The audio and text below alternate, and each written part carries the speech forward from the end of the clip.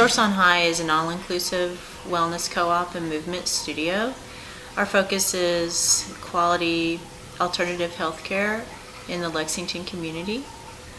We want to raise the vibration of healing within our community, and we do it through massage, yoga, float tanks, and acupuncture. Walking around Source on High with you, there's float tanks, there's yoga, there's massage, there's acupuncture, there's the sauna. So all of these are things that affect the outer body.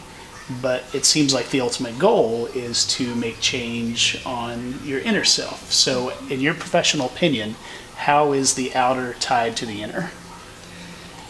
Well, I don't know that you can really separate it. I think people just generally disconnect, and the point being that we kind of help to reconnect or bring that harmony back into balance that we all have really as infants. And so and doing that just through the variety of modalities that you mentioned. And the reason that there is a variety is some things speak more loudly to people than others. So some things resonate with some people, and then the timing is also in there. So certain times of your life you really feel like you want to explore being quiet and being passive, and then other times you might want to really explore being energetic and try classes. Or so it just depends on where you are even in your life, and even in the phase of that year, for instance, or that season. So realizing that's the case, realizing that it's about timing, it's about personal preference. If somebody walked in here and they said, I just feel like my inside is out of whack with my outside, what is the one, if you could recommend them one thing, and there may not be an answer to this, but if there is, if you could recommend them one thing, be it yoga or floating or massage or acupuncture, what would it be?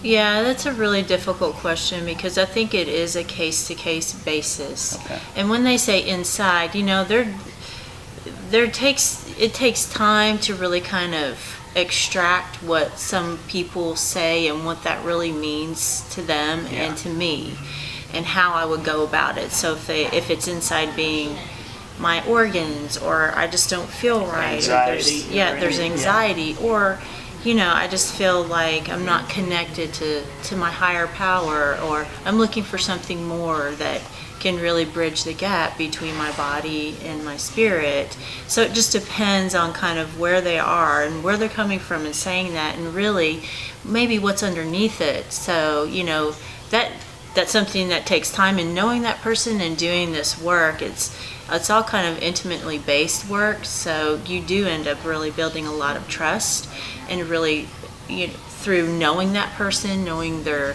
patterns, knowing what even they do for fun, and then you can start tying things together and making those suggestions for that connection.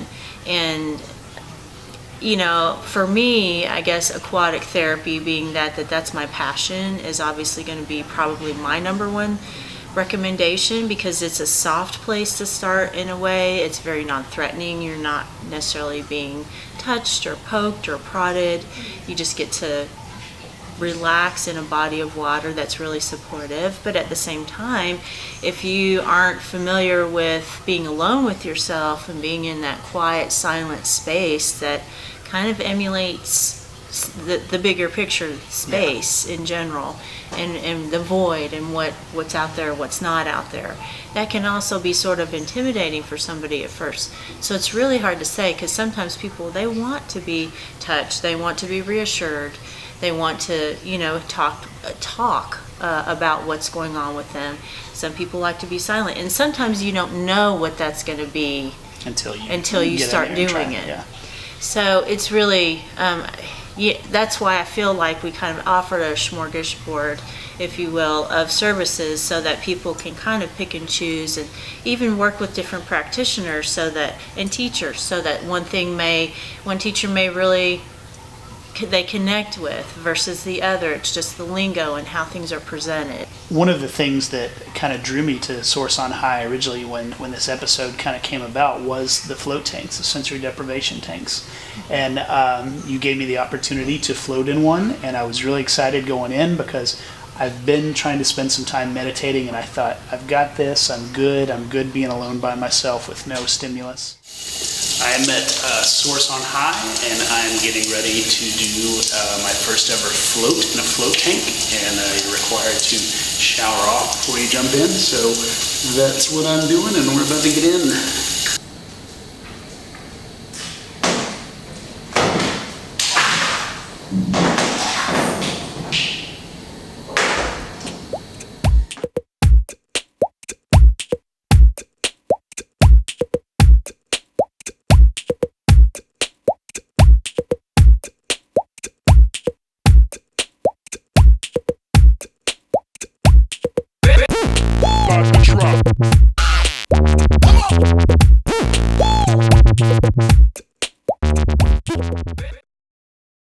Part of the point of this series is to kind of curate the things I like about Lexington, and so because of that, we spend a lot of time talking about Lexington, and usually it's conversations like, is Lexington a food town, and what's the music scene like in Lexington?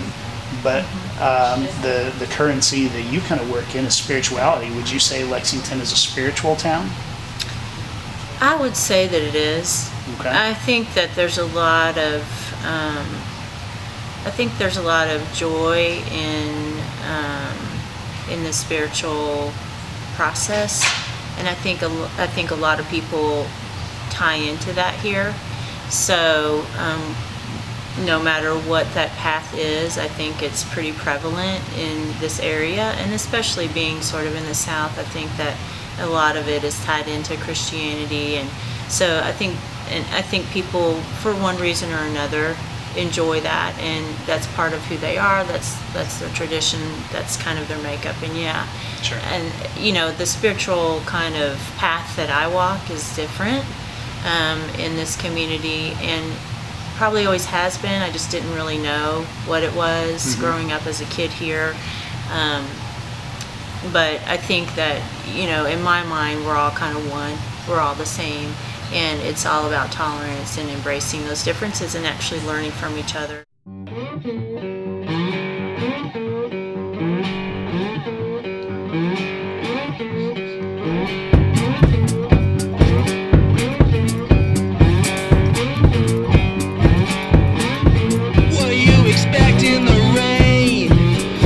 Assuming on the average we've got 70 to 80 years here, maybe more if we're lucky, if we float frequently, maybe more. Not assuming anything about your worldview, whether you think this was given to you by a higher power or this was something you went out and grabbed for yourself, but why are you here? What do you have to get done in your limited time here on this planet? I ask a lot of people this question, and they are like, ugh. But I feel like you're going to have an answer. And what do I feel like I have to get done on this planet? Well, I'm an Aquarian, and so it's a big visionary sign.